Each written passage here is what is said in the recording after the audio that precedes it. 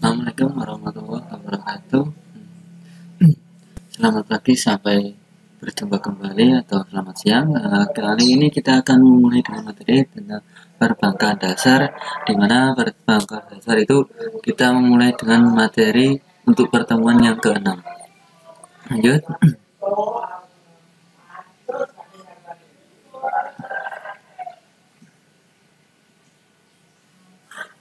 Kita ke kompetensi dasar terlebih dahulu, yaitu kompetensi dasar 3.4. Melanjutkan lagi yang pertemuan yang dulu itu. Yang pertama itu ada memahami uang. Kemudian ada kompetensi dasar 4.4. Itu juga mengklarifikasikan berbagai jenis uang. Lanjut lagi, tujuan pembelajaran itu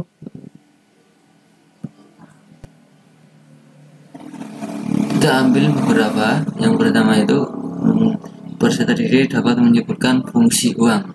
Kemudian ada juga lagi peserta didik dapat mengkategorikan jenis-jenis uang. Lanjut, untuk kita memulai dengan materi yang pertama.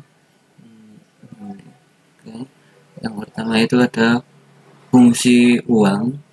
Secara umum, uang berfungsi sebagai perantara untuk pertukaran barang dengan barang, juga untuk menghindarkan perdagangan dengan cara barter. Kemudian ada juga secara umum juga fungsi uang dibagi menjadi dua, yaitu fungsi asli, kemudian ada juga fungsi turunan.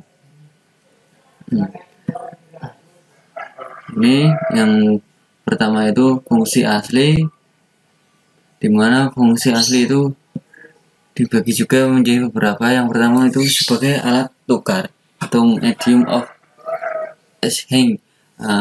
Orang tak lagi kesulitan untuk melakukan pertukaran, dimana pertukaran tak lagi menggunakan barang dengan barang, tetapi barang dengan uang. Kemudian yang kedua itu sebagai satuan hitung atau unit of account. Uang menunjukkan nilai suatu barang dan jasa yang diperjualbelikan, besarnya kekayaan, dan juga menghitung besar kecilnya pinjaman. Yang ketiga itu ada sebagai penyimpanan nilai atau store of volume. Keunikan dari fungsi adalah uang dapat mengalihkan daya beli dari masa kini ke masa mendatang. Lanjut lagi, yang kedua tadi, yang pertama itu fungsi asli, kemudian yang kedua itu ada fungsi turunan, dimana fungsi turunan itu sebagai satuan nilai. Yang pertama tadi, kemudian ada juga yang kedua itu sebagai alat tukar. Kemudian yang ketiga itu sebagai alat pembayaran utang. Yang selanjutnya itu sebagai alat nimbun kekayaan. Jadi sebagai alat pemindahan kekayaan modal. Yang terakhir itu sebagai alat untuk meningkatkan status sosial.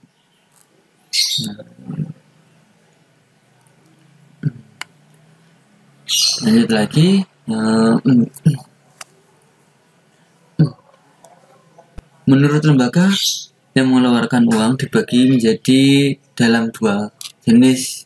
Yang pertama itu ada uang katral. Katral itu ada alat bayar yang sah dan digunakan dalam bentuk transaksi sehari-hari. Kemudian ada juga uang giral, atau uang yang berupa simpanan atau deposito yang dapat ditarik sesuai kebutuhan, atau misal dengan cek. Kemudian ada juga jenis-jenis uang yang kalian ketahui. Menurut bahasa pembuatan uang dibagi menjadi dua jenis. Yang pertama itu ada juga uang logam atau uang receh gitu. Dimana uang ini dibuat dari bahan logam atau emas atau perak, bentuknya mudah dikenali, nilai tinggi dan stabil, tahan lama, dan dapat dibagi ke dalam suatu yang lebih kecil. Ya, contohnya kan kalian udah tahu sendiri, ada uang logam. Kemudian ada juga uang kertas. uang yang terbentuk dari kertas dengan standarisasi baku. Biasanya pada uang kertas itu dapat ditemukan gambar yang cap atau khusus, jadi ada ciri khasnya uang-uang tersebut.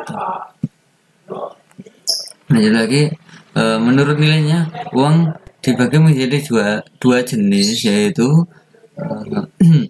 uang penuh, di mana uang yang memiliki nilai bahan dan nilai nominal yang sama. Uang yang terletak sama dengan nilai bahan dan proses pembuatan uang. Kemudian ada juga uang tanda.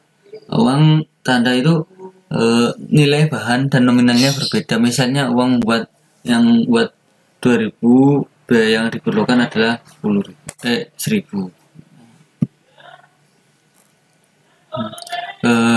Cukup sekian penjelasan dari kami, semoga bermanfaat. Jaga kesehatan. Assalamualaikum warahmatullahi wabarakatuh.